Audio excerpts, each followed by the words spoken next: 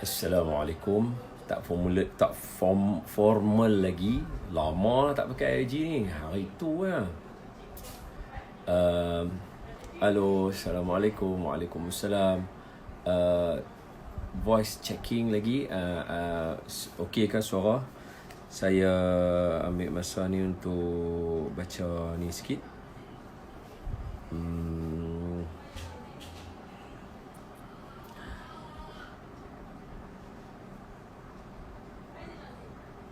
Halo, Assalamualaikum. Waalaikumsalam.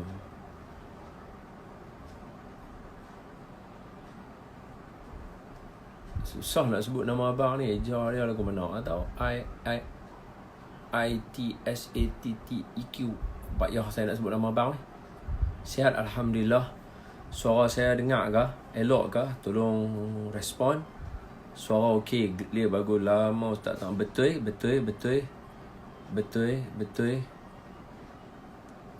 Okey, suara okey. Alright. Okey.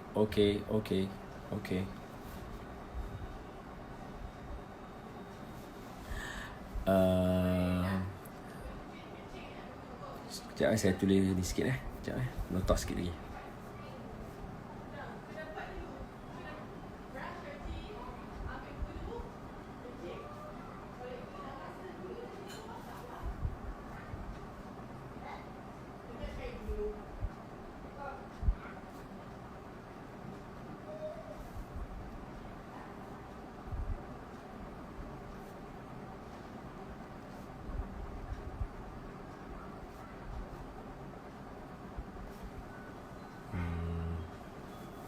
Jangan tulis nota, tak boleh nak bercakap saat lagi kalau okey pin tajuk.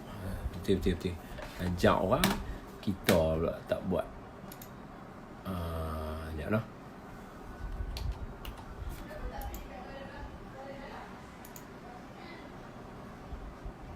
Ya Rabbana katawasafa bi Muhammadin. Bismillahirrahmanirrahim. Tajuk dia, tapi dia eksklusif malam Jumaat. Tak kot, takkan nak tulis tu. Kita tulis tajuk dia Adab Belajar. Adab Belajar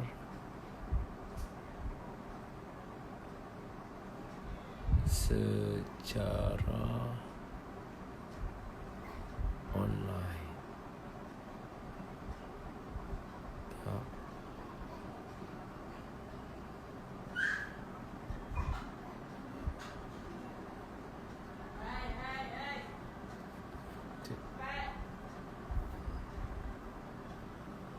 Poing. Alright. Waalaikumsalam. PUBG saya dah jawab dah. Mereka kata video dia esok keluar sebab malam ni mereka fokus kat live ni. Mereka kata esok. Saya tulis tak saru. Muka serius kan duk tulis gitu. Okay, kita bagi masa sikit lagi. Lagi 3 minit. 10 jam senyum kita mula. Alright, boleh Siapa nak ambil buku nota, siapa nak nak mungkin nak pergi minum ke apa, buat dulu, tak ada masalah. Belajar elok-elok. Tengok. Okay.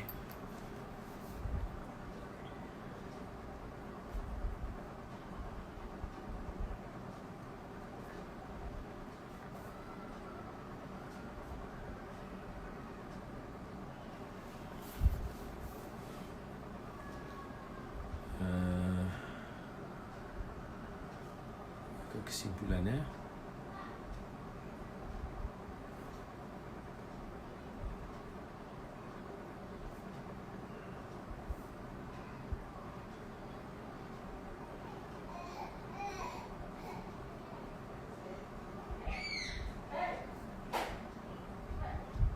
alright. Nombor 2,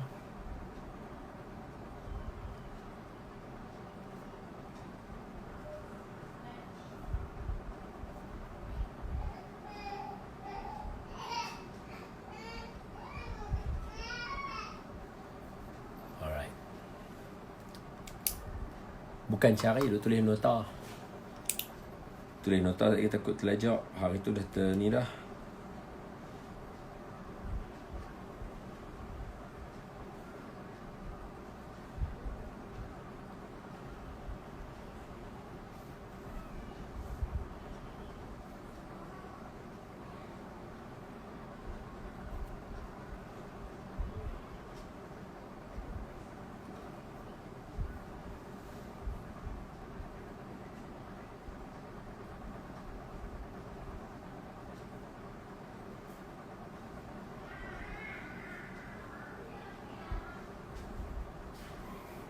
Okey, 10.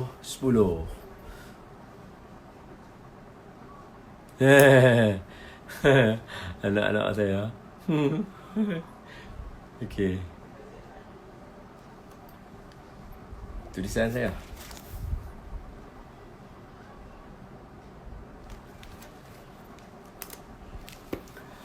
Baik, reminder je.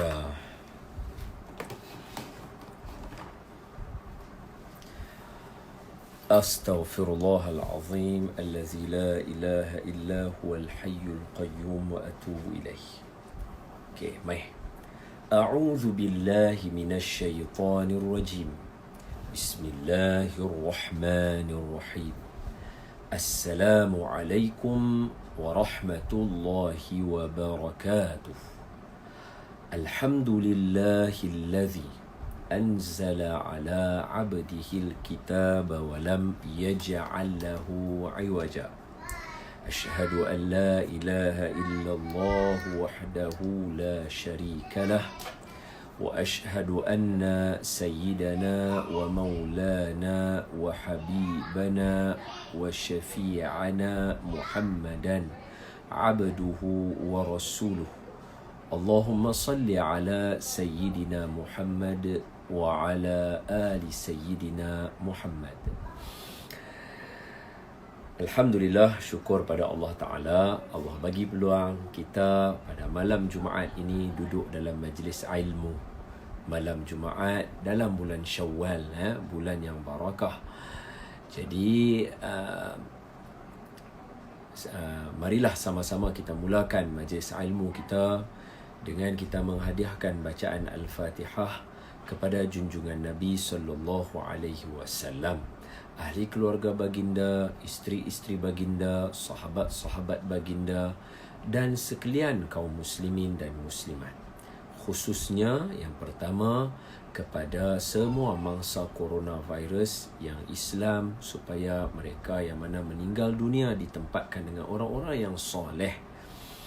Yang kedua, kita khususnya kepada ahli keluarga kita, datuk nenek moyang kita semua, guru-guru kita, jiran-jiran kita. Seterusnya khusus juga kepada kita semua yang tak dijangkiti corona.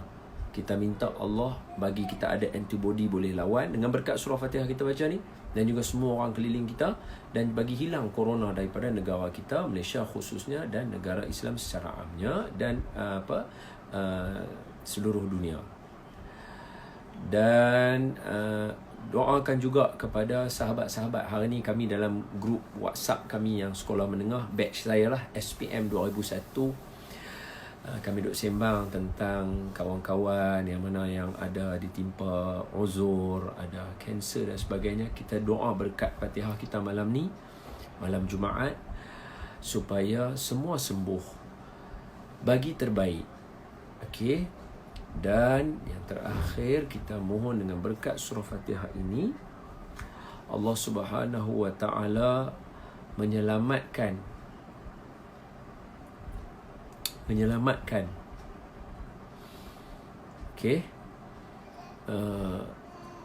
saudara-saudara Islam yang terlibat di negara-negara yang ada rusuhan sekarang, macam dekat US atau semua kan. Kita tak mau orang lain buat pasal, tiba-tiba orang Islam pula kena. Kita minta berkat surah Fatihah malam ni, ramai-ramai lah kita baca, supaya Allah selamatkan mereka. Dan yang mana yang ada khilaf mana-mana, bagi hilanglah, buanglah. Yang mana yang mungkin ada sakit ke apa ke, bagi hilang lah semua. Dengan yang demikian itu rahsia surah Al-Fatihah. Al-Fatihah. A'udzu billahi minasy syaithanir rajim. Bismillahirrahmanirrahim. Alhamdulillahi rabbil alamin. Ar-Rahmanir Rahim. Maliki yaumiddin. إياك نعبد وإياك نستعين اهدنا الصراط المستقيم صراط الذين أنعمت عليهم غير المغضوب عليهم ولا الضالين آمين. بسم الله الرحمن الرحيم. اللهم افتح علينا حكمتك وانشر علينا من خزائن رحمتك يا أرحم الراحمين والحمد لله رب العالمين. Amin. Baik. Dalam agama Islam, semua maklum bahawa Islam agama yang sejahtera. Salah satu tanda sejahtera ialah bila penganut-penganutnya di kalangan orang yang baik. Kita guna istilah dulu. Maksudnya kalau kita kata sejahtera tetapi jahat, contohlah kan, kita kata macam hari ni lah, contoh ni saya ambil contoh hari ni. Kita tak kata, sebab kita baca macam akhbar lah, kita baca paper, baca fakta. Kalau orang kata di Amerika aman, mestilah rakyatnya okey lah, baik-baik kita kata. Tapi hari ini berlaku disebabkan oleh diskriminasi kaum sebenarnya mendalam. Bila dibukakan lembaran-lembaran yang selama ni orang tak cerita, rupanya di sudut itu semua berlaku. Saya boleh berani kata lembaran yang tidak dicerita sebab saya pergi US. Saya pergi Washington DC dengan Iowa City dan San Francisco. Cuma di San Francisco ni kita jumpa dengan orang kulit gelap. Okeylah, selamat lah. Kita dengar mereka cerita sebagainya. Tapi di dua tempat ni, macam di Washington DC, dia belah. Kalau kita tengok peta daripada Jepun, kita mai ke sini, kita akan jumpa Washington DC dulu. Kan bumi bulat lagu ni kan. Okay, bumi bulat macam ni. So Jepun dekat sini, Malaysia kat sini. Jepun, Malaysia. So bila kita naik lagu ni Jepun, lepas tu kita Jepun, kita nak pergi ke Amerika. So kita akan jumpa Washington DC dulu. Lepas tu baru kita jumpa Iowa dekat tengah-tengah. Iowa ni tengah sangat, macam kampung lah. Macam kalau kita tengok dia, kira dia tak ada bangunan tinggi. Dia macam ladang. Dia macam tu. Jadi saya pergi tengah-tengah. Kira kalau kita macam ni, bila kita jumpa orang yang mana pergi US, duduk US, dia tanya, Ustaz pergi mana? Saya kata saya pergi Iowa. Oi, awak cerok sangat Ustaz. Situ orang tak pergi, kami hak duduk US pun tak pergi tempat tu. Sebab tak ada apa. Jadi maknanya Allah bagi rezeki. Saya dapat jumpa orang town Washington DC sebab kat situlah ada White House lah, apa semua bala. Lepas tu kita ada dekat tengah-tengah kat kampung, jenis tak tahu apa gamaknya. Kalau kita tunjuk KLCC pun dia berkata, ni dekat Washington DC bah. Jenis lagu tu lah.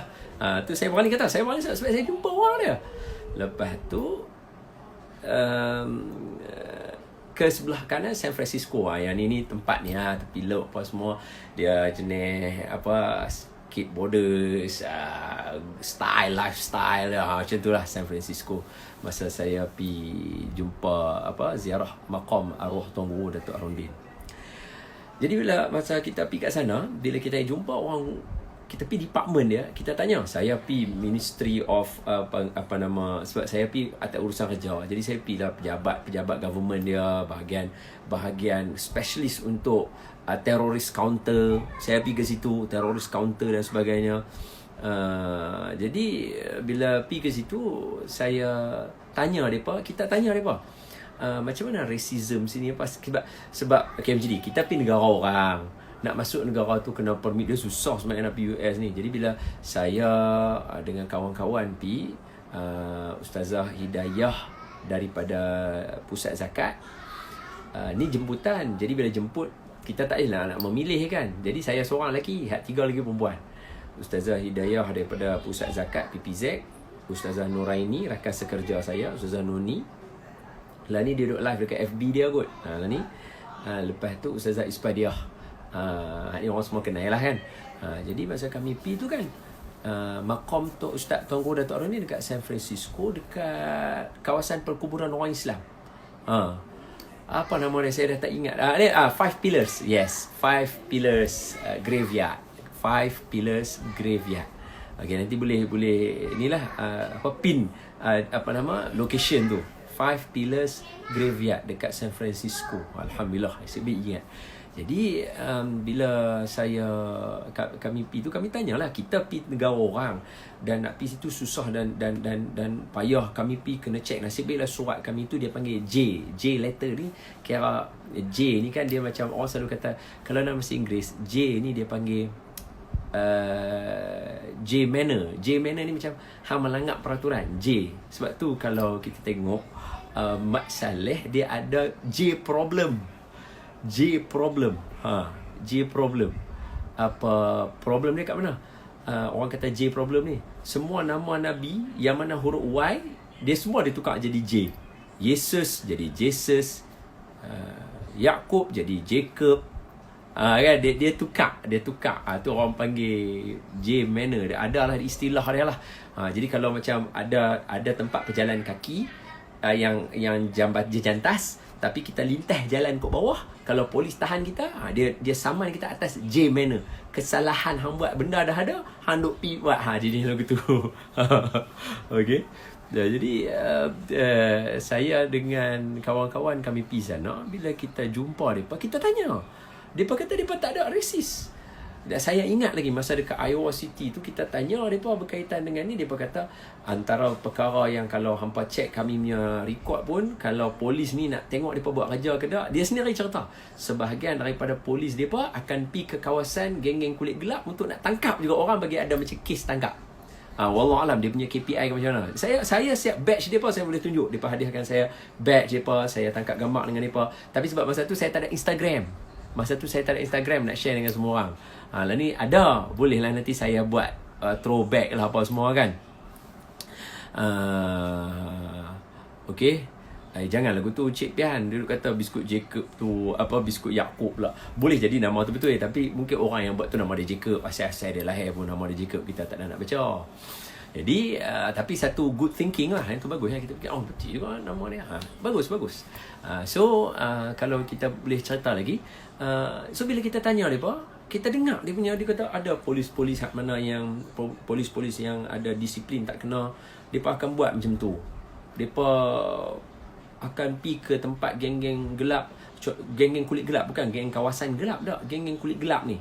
Macam contohnya ada satu kawasan Howard, HOWARD. Dulu kalau tuan-tuan saya tengok, saya ada satu cap Howard. Cap ni saya ada 2. Satu saya bagi kat adik saya, Luqman. Satu lagi saya bagi hadiah dekat satu budak saya pergi mengajak di mana, kawasan mana saya pergi mengajak, Pahang ke dekat mana. Budak tu bijak, dia boleh jawab apa. Jadi saya kata, alamak saya tak ada hadiah nak bagi, so saya bagi cap Howard saya, Howard University. Saya bagi cap. So cap Howard tu, Howard ni satu universiti yang berada di, saya tak ingat asal dekat Washington. Howard. Kawasan Howard ni kawasan kulit gelap. Dulu kawasan tu tak ada siapa nak duduk. Tapi sekarang kawasan tu antara kawasan hotspot dan harga mahal kalau nak sewa. Sebab geng-geng tu, wallahualam, kita tak tahu nak cerita. Mungkin kalau siapa yang belajar dari segi penyusunan ni, mungkin dia boleh cerita. Jadi Allahumma salli ala Sayyidina Muhammad wa ala ali Sayyidina Muhammad. Ni saya bagi tahu ni bukan apa, saya nak bagi tahu kata boleh jadi kalau kita starting mukadimah kita kata apa? Dalam agama mesti nak orang baik. Kalau Amerika dia kata dia bagus, patutnya rakyat dia bagus. Rupanya depa ada cerita yang tak diceritakan. Antaranya tadi betul Zi Yahya, betul Howard Private University, betul. Saya meeting dekat situ. Betul. Jadi kalau saya boleh sebutkan, jadi patutnya dia mesti berakhlak lah. Tapi malangnya jadi Black Panther pun nak masuk juga. Boleh lah, tak ada masalah. Wakanda. Alright, no problem. Okay. Bukan Harvard University. Harvard saya tak pergi. Tak layak. Harvard tak layak. Tu jadi orang-orang gila, otak-otak cemerlang macam tu. Wallahualam. Okay, so kita sambung. Jadi mestilah satu agama mereka meletakkan aman, tenteram, sejahtera. Sebab itulah asal wujudnya agama.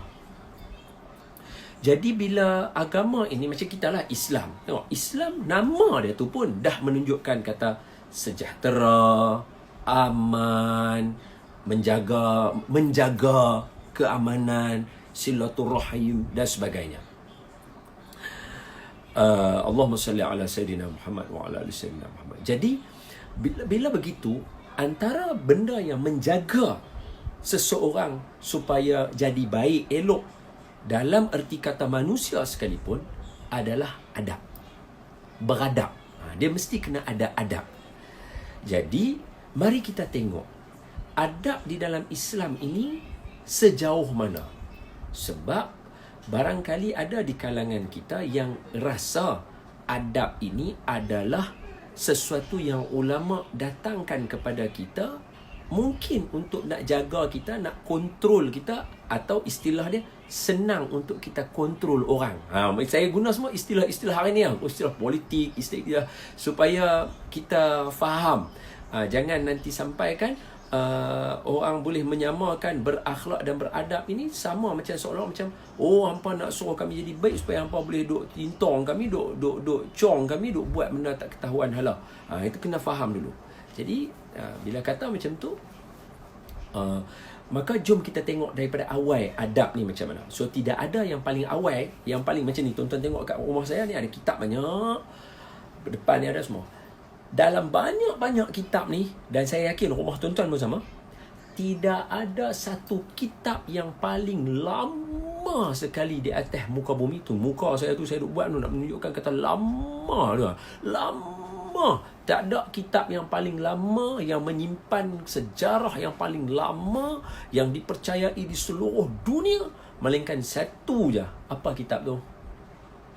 Apa kitab tu? Al-Quran. Saya yakin semua orang boleh jawab. Al-Quran.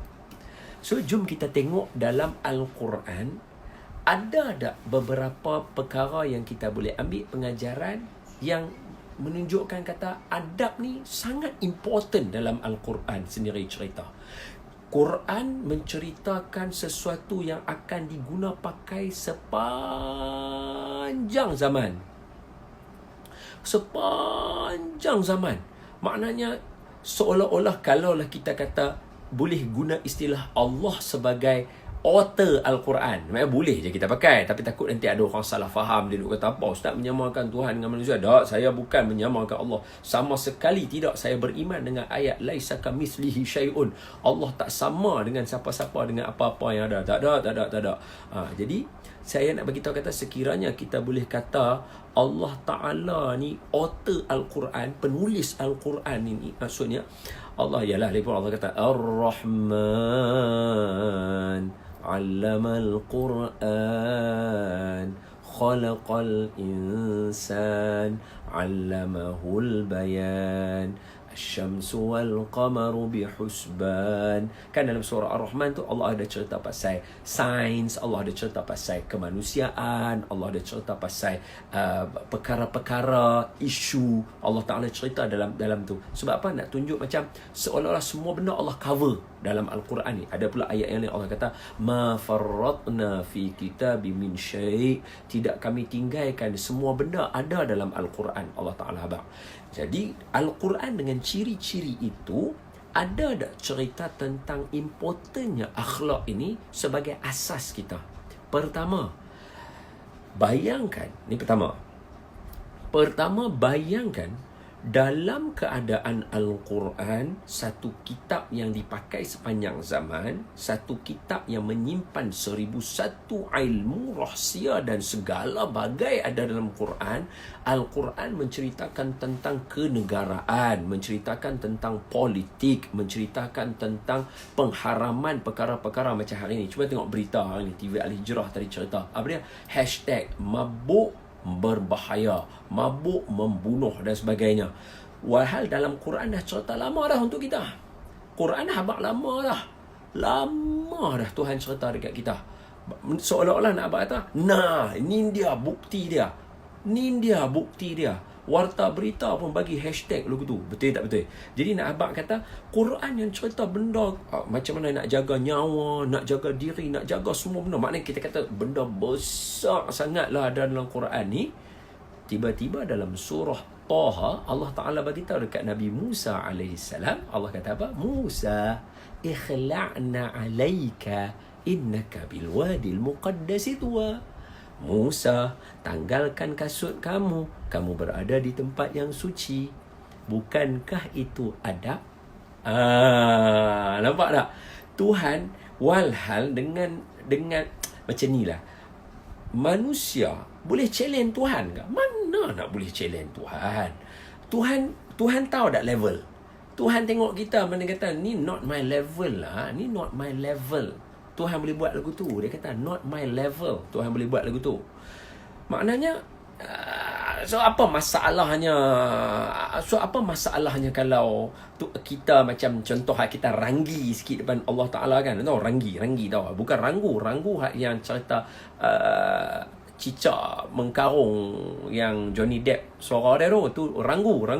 Hak ni Ranggi ni kadang kita macam X kita main dengan seluar Yankee, dengan seluar bell bottom, kita main dengan seluar baggy, seluar cawat labuh masa zaman saya belajar tu kan. Kita main depan Tuhan.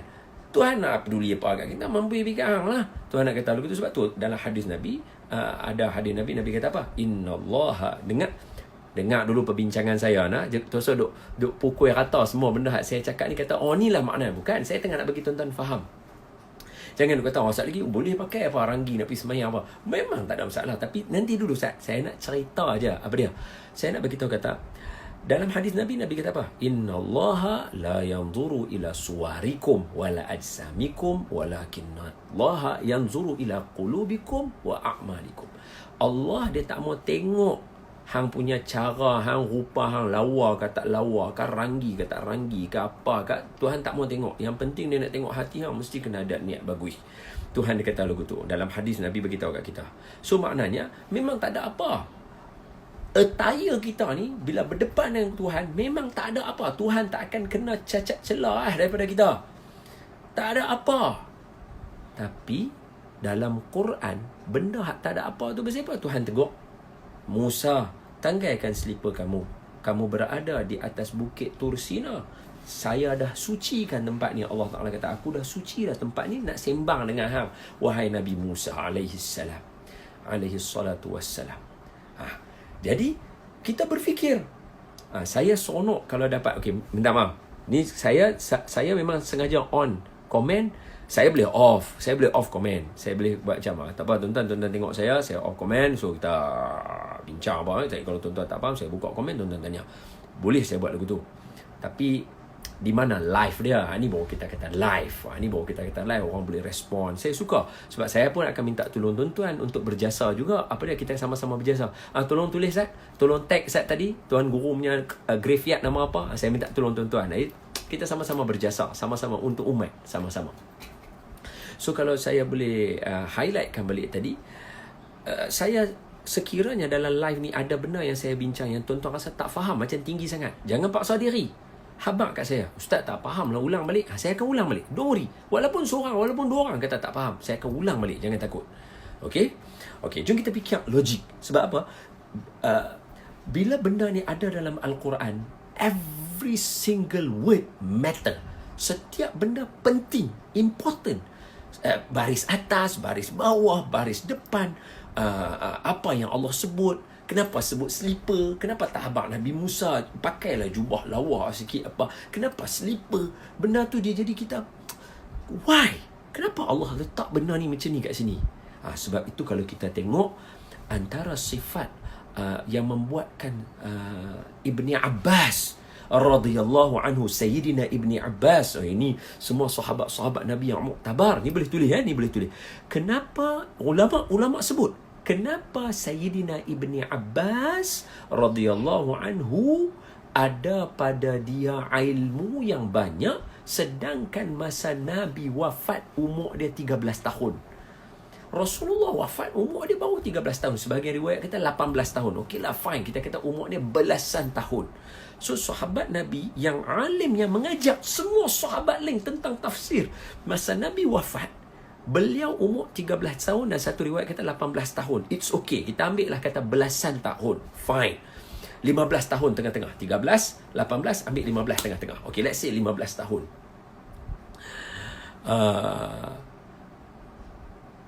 Sayyidina Ibni Abbas, apa yang ada pada dia membuatkan Sayyidina Ibni Abbas dapat ilmu banyak daripada baginda Nabi sallallahu alaihi wasallam. Apa dia? Pertama,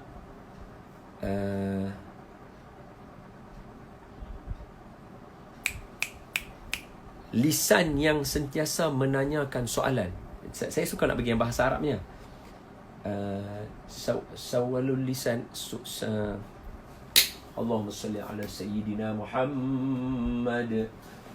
Allahumma salli ala Sayyidina Muhammad wa ala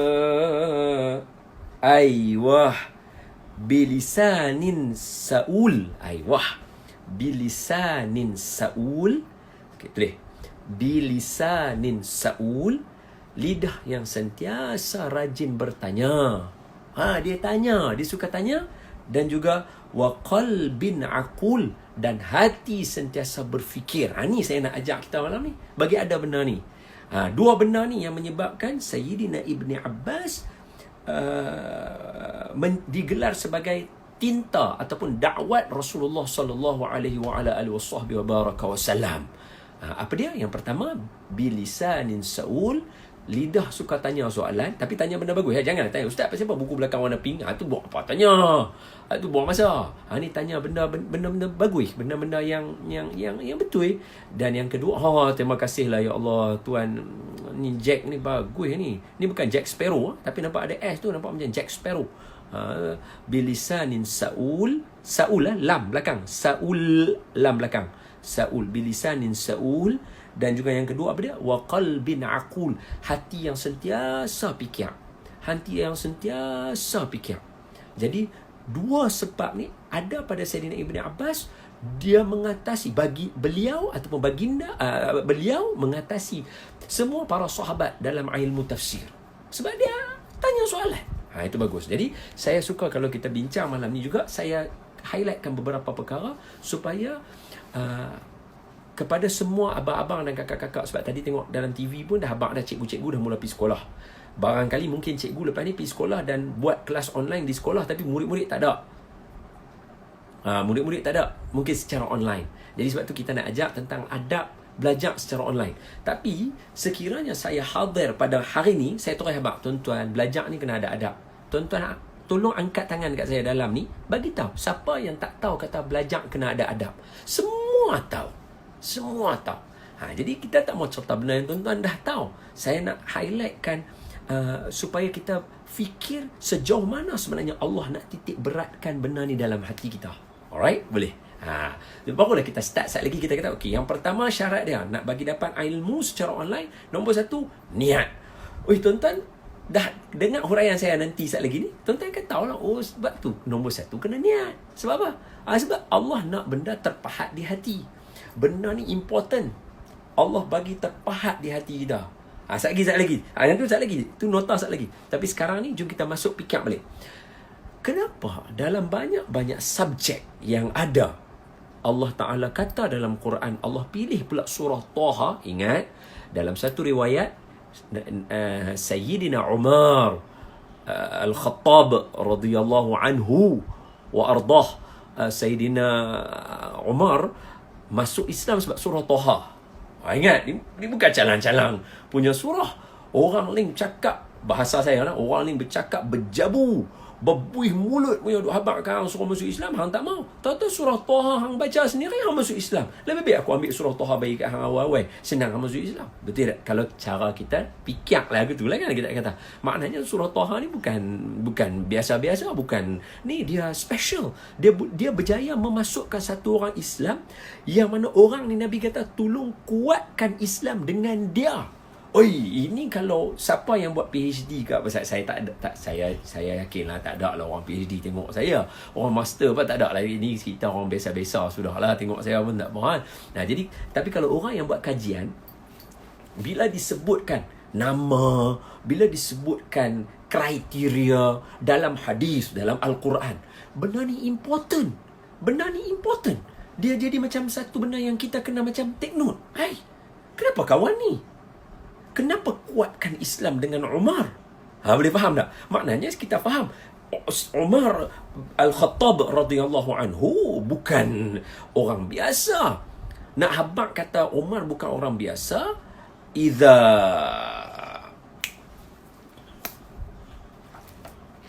apa hadis tu? Allahumma salli ala Sayyidina Muhammad wa ala ali Sayyidina Muhammad. Saya buka lah ni, kitab ni semua ada, Riyadhus Salihin.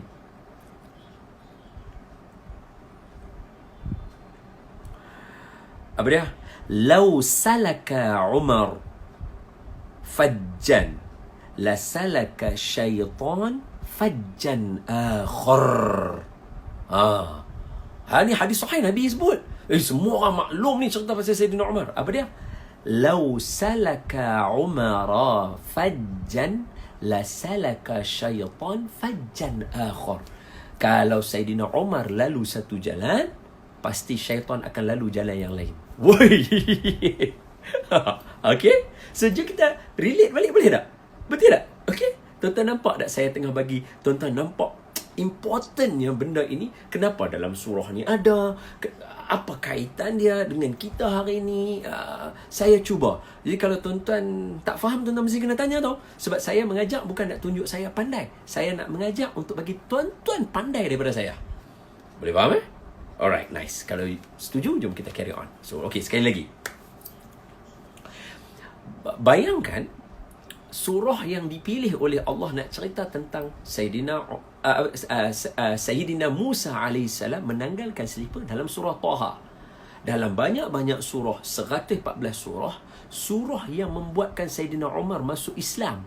Surah ni ada tajuk ni. Alright? Okay. Dalam masa yang sama, kena ingat, Umar, kalau orang tanya, okey, apa masalahnya Sayyidina Umar masuk Islam baca Quran? Memang ramai orang baca Quran masuk Islam. Yes, tapi this one person not like ordinary person. Between the monk extraordinary, he double extraordinary. Di kalangan orang-orang biasa, di kalangan orang-orang extraordinary kan, sahabat kan semuanya adul, orang yang adil, yang tuan-tuan, sahabat ni orang yang tak buat dosa besar. Sahabat tak buat dosa besar.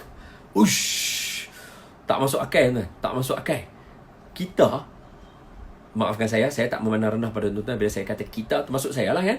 Kita cuba ingat balik, daripada umur saya 36, daripada umur 10 tahun lah nak sampai umur 36, berapa dosa besar kita buat? Sahabat, bayangkan umur sahabat. Contohnya Sayyidina Anas bin Malik, 100 tahun lebih. Sayyidina Anas bin Malik, Nabi doakan panjang umur Sayyidina Anas, 100 tahun lebih. Bayangkan selama 100 tahun tak buat dosa besar. Gila. Ini bukan calang-calang. Ni A1 punya. Betul, ni A1 punya. Betul. Sunshine, kakak abang Sunshine ni A1, memang dahsyat. Power. Dan mereka juga tak buat dosa kecil yang banyak, yang ataupun yang berterusan, yang menyebabkan jadi dosa besar. Kan dia ada syarat dia kan. Nak jadi dosa besar ni, satu, dosa kecil kita buat berterusan. Yang kedua, kita memandang remeh dosa kecil. Yang ketiga, kita ni saya belajar ni daripada Pius Salman. Pius Salman cerita kat saya. Saya ulang kat sini saya beritahu siapa ada peluang masa nak mengaji dengan Pius Salman. Ni tengah ada live kelas ni, sepatutnya saya ikut kelas ni. Tapi saya ada tanggungjawab dengan tuan-tuan. So saya buat kat tuan-tuan tu. Nanti saya belajar lagi dengan beliau lain, minta ilmu beliau lagi. Okey. So saya sebut dekat sini, saya kata Piyu Salman ajak saya ni, ilmu-ilmu yang saya duk cerita kat tuan-tuan ni, semoga Allah merahmati beliau, panjangkan umur beliau. Bukan senang nak dapat orang muda boleh cerita kitab-kitab lama, kitab-kitab Arab, kitab-kitab kuning. Power. Siapa ada peluang, pergi belajar dengan beliau. Pergi belajar dengan beliau. Okey? Ustaz Salman. Piyu Salman nama dia. Tuan-tuan boleh belajar. Okey, sambung bagi saya cerita. Allahumma salli ala sayyidina Muhammad. Antara benda yang menyebabkan jadi dosa besar ada 3. Salah satunya, pertama, dosa kecil kita buat banyak. Berdosa kecil satu tu, tapi kita buat banyak, lalu jadi dosa besar. Hak kedua, ni nanti tulis tau. Nanti tulis lah. Yang kedua, dosa kecil buat banyak, jadi dosa besar. Yang kedua, ambil remeh dosa kecil. Ambil remeh dosa kecil. Dosa kecil, Alah, jenis lagu tu lah. Dosa kecil buat remeh, lama dia akan jadi dosa besar. Dia akan jadi hukum dosa besar. Dan dosa besar ni kena tobat. Okey. Nombor 3, ustaz buat dosa. Allah, saya nak sebut pun jadi malu kat tuan-tuan. Sebab saya pun tahu saya ada dosa, ada salah, kan? Ustaz buat dosa. Bila satu figure orang tengok dia, kemudian dia buat dosa, bam, Jahanam. Dosa dia jadi dosa besar. Sebab apa? Sebab orang lain ikut nanti. Boleh faham kan? Okey, jom. Disambung. Jadi bayangkan, ketiga-tiga ni sahabat Nabi tak buat. Di kalangan hak tak buat tu, ada satu orang, dia level dia tambah lagi satu pula. Apa dia? Kita nak buat dosa ni sebab setan. Dia jalan satu jalan. Kita ambil tadi ya. Lau salaka Umara fajjan. Boleh ulang dengan saya? Lau salaka Umara fajjan, la salaka syaitan fajjan akhar. Kalau Sayyidina Umar lalu satu jalan, setan pergi jalan kot jalan lain. Saya bila baca lah, dengar orang cerita, cengeng Sayyidina Umar. Bayangkan, ini macam punya orang. Surah Taha dia baca. Apa saya nak beritahu tuan-tuan? Surah Taha dalam satu riwayat kata Sayyidina Umar baca ayat 1 sampai ayat 5. Dalam satu lagi riwayat, tuan-tuan boleh baca. Dalam sirah ada, tuan-tuan boleh baca ayat 1 sampai ayat 17. Kalau ayat 1 sampai ayat 17, confirm ayat kita baca ni masuk. Sebab yang ni ayat 11 ke ayat ni ayat 12. Ni confirm masuk. Apa dia? Ayat dia kata, wahai Nabi Musa alaihi salatu wassalam, tanggalkan selipar kamu berada di atas bukit Tursina yang telah kami sucikan. Bukit Tursina di Mesir, Tursaina, Bukit Tursina di Mesir, telah disucikan untuk nak bercakap dengan kamu.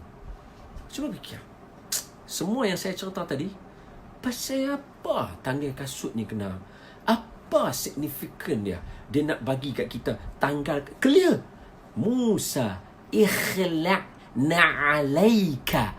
Musa, tanggai slipper kamu, kasut kamu, ataupun alas kaki kamu. Kasut lah tu, slipper, tanggalkan. Seolah-olah nak sebut kata dalam Islam, dalam kitab yang important, dalam surah yang important untuk melembutkan hati satu orang, ayat tentang tanggalkan slipper, beradab di tempat suci pun kena masuk tajuk ni. Boleh faham tak? Jadi tuan-tuan jangan ingat tuan-tuan masuk rumah tanggai slipper tu benda kecil tau. Jangan anggap tu saya Waalaikumsalam. Tu Eliza baru habis live lah tu rasanya. Tadi dia ada live ni Kak Eliza kita ni. Okey. Tanggalkan slipper tuan-tuan masuk rumah bukan benda biasa. Ini perkara yang Allah Ta'ala cerita dalam Quran. Jadi bayangkan, bayang lagi hati yang berfikir. Ingat apa dia? Sekiranya tanggalkan slipper itu kita kena buat dan dicerita dalam Quran, apatah lagi bila kita duduk secara pengajian macam ni, tuan-tuan nak dapat satu mutiara daripada firman Allah melalui saya. Bukan saya kata saya bagi mutiara tadi, betul ya? Tak, saya kata tuan-tuan nak dapat mutiara daripada firman Allah melalui cerita saya. Saya cerita aja. Jadi tuan-tuan nak dapat mutiara itu, yang mutiara tu kalam Allah. Kalam Allah tu tuan-tuan nak dapat. Jom kita ulang balik. Tuan-tuan nak dapat mutiara dari kalam Allah. Tadi tajuk apa? Tanggalkan slipper, nak duduk tempat suci. Tuan-tuan nak dapat mutiara kalam Allah. Kalau tanggal slipper tempat suci pun Allah suruh buat, apatah lagi adab dan akhlak kita ketika kita nak dapat mutiara kalam Allah. Macam klik dapat.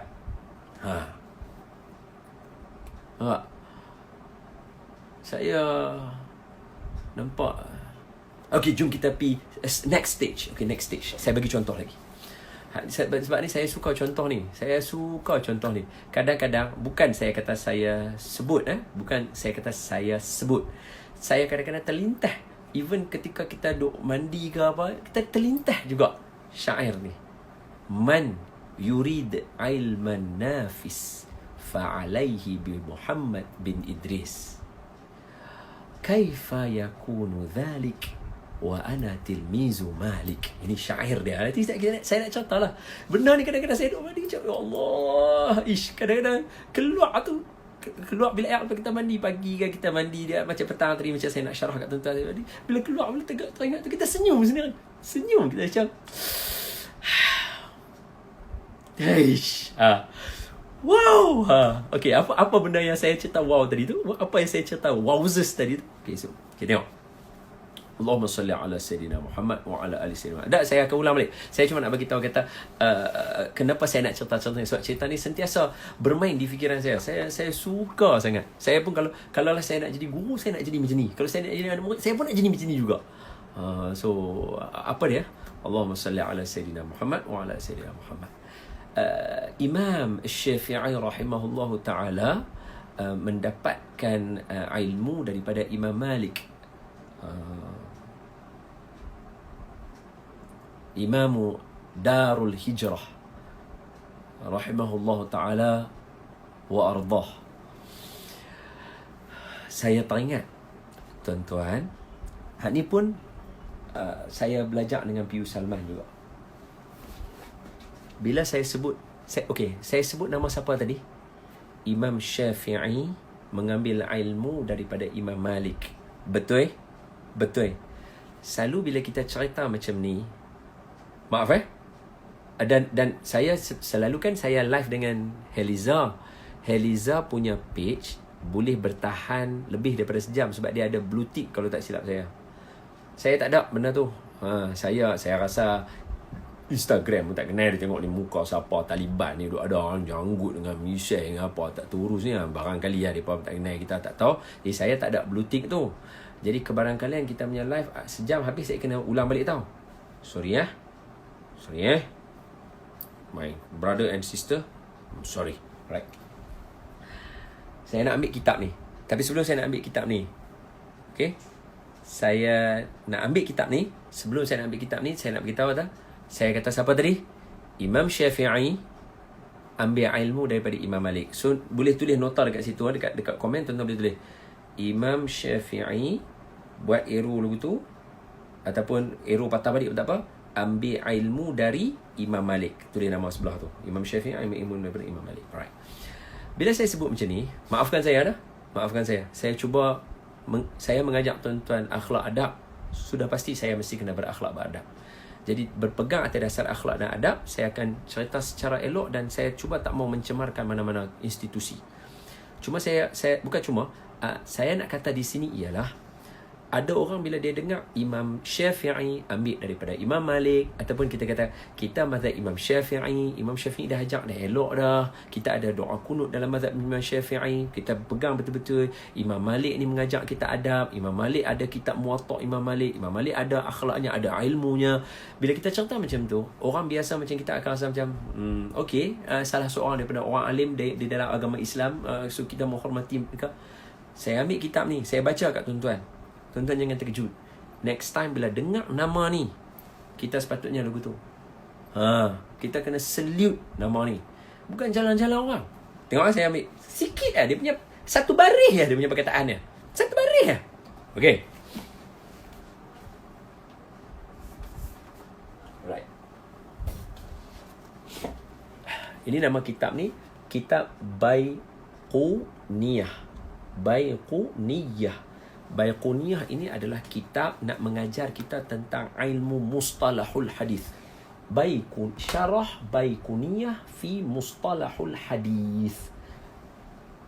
Kitab menceritakan tentang nak belajar ilmu asas hadis. Sebab ini kan orang, ni hadis dhaif, ni hadis yang saya kenal hari tu, ini hadis mungkar apa semua. Orang nak ajar, ni asas dia, ni kitab ni. Okey. Tengok saya baca bawah ni, halaman 17. Bawah sekali. Ni cara kitab lama-lama lah. Dia relai. Dia satu-satu dulu ni. Dia relai. Dia ni. Bawah ni. Ka qaulil Bukhari. Asahul asanid ma rawahul Malik an Nafi' an Ibni Umar. Lepas tu. Wahia ma'rufah bisilsilati zahab. Lepas tu. Sambungan dia. Tebelah ni kata apa? Bi anna Syafi'i an Malik wa Ahmad wa anhu Ahmad wa lam. Okey, apa dia nak Ahmad kat sini? Dia kata di dalam ilmu hadis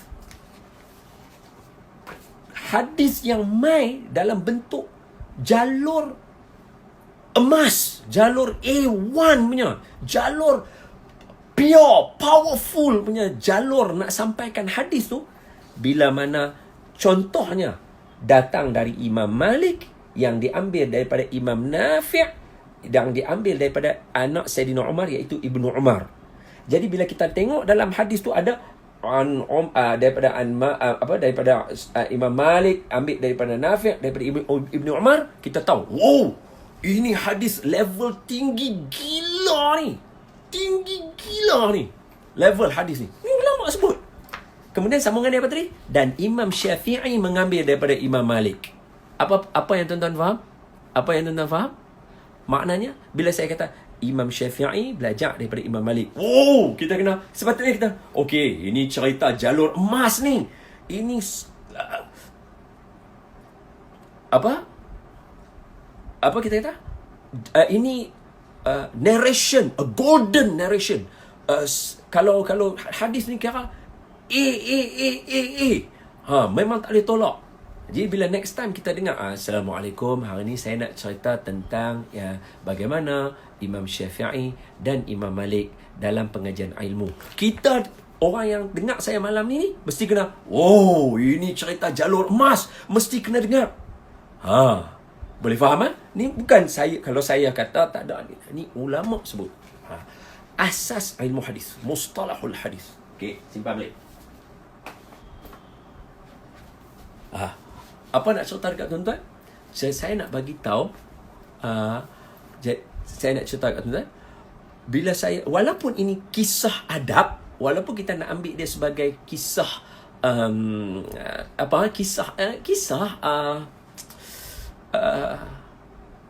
pengajaran. Okey. Walaupun kita nak ambil dia sebagai pengajaran ataupun tauladan. Itu perkataan dia. Saya guna yang macam kita rasa macam ringan kan. Kita nak ambil tauladan saja. Walaupun kita nak ambil macam tu, tapi bila cerita ini datang daripada orang ini. Orang ini dalam hadis yang kita duk kata nak kena hadis sahih lah apa semua. Level hadis sahih yang paling tinggi, salah satu contohnya bila mai daripada Imam Malik, yang ambil daripada Imam Nafi', yang ambil daripada anak Sayyidina Umar, nama Ibnu Umar, Abdullah bin Umar. Makna ni power punya jalan.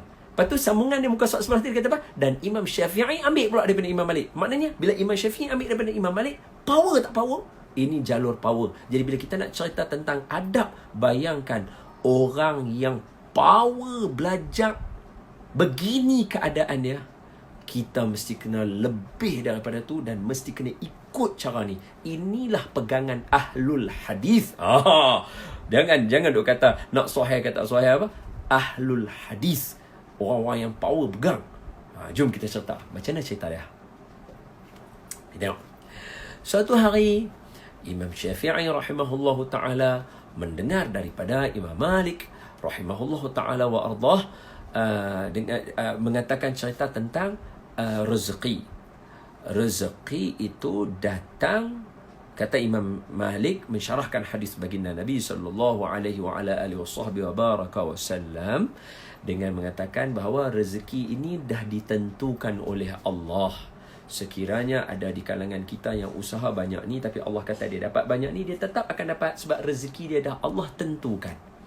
Imam Syafi'i rahimahullahu ta'ala sebagai anak murid kepada Imam Malik rahimahullahu ta'ala berpendapat bahawa tidak, rezeki ini mesti ada usaha kita, barulah kita boleh mendapat apa yang ditentukan oleh Allah Subhanahu wa ta'ala. Maka kata Imam Syafi'i rahimahullahu ta'ala kepada gurunya Imam Malik rahimahullahu ta'ala, wahai guruku Imam Malik, pada pendapat saya dia tak boleh macam tu. Rezeki mesti ada usaha. Rezeki mesti ada usaha. Tak ada usaha, barangkali rezeki itu terlepas. Jadi bila kita kata macam tu, live ini akan terlepas. Ada orang tulis live ni dah sejam. Mulut ni bikin malu. Jadi pada hemat saya, rezeki mesti ada usaha. Rezeki mesti ada usaha. Kalau tak ada usaha, macam mana nak dapat? Imam Malik bila dengar Imam Syafi'i kata macam tu, Imam Malik ulang lagi sekali dengan mengatakan bahawa rezeki bila Allah tentu, dia akan dapat banyak tu walaupun usaha dia kecil. Jadi dua pendapat berbeza. Satu, Allahumma salli ala sayyidina, satu mesti kena Imam Malik, rezeki akan dapat macam mana pun bila Allah tentu, walaupun hang tak berusaha, hang tetap akan dapat.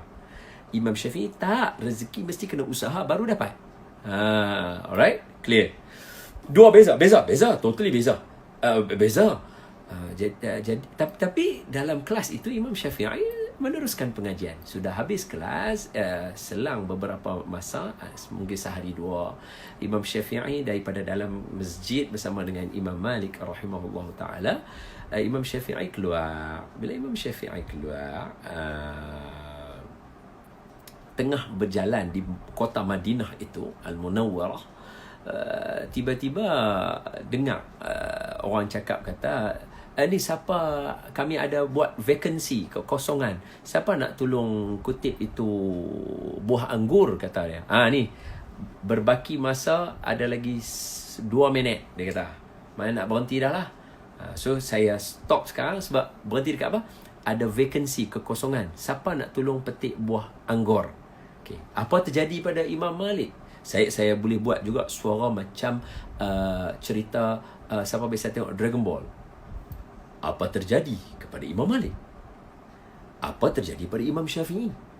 Adakah Imam Syafi'i mampu untuk memetik anggur? Atau adakah Imam Syafi'i akan menemui jawapannya? Kita akan sambung selepas ini, InsyaAllah. Alright, jom kita stop, Zat. Kita sambung balik. Wallahualam. Stop, sambung balik.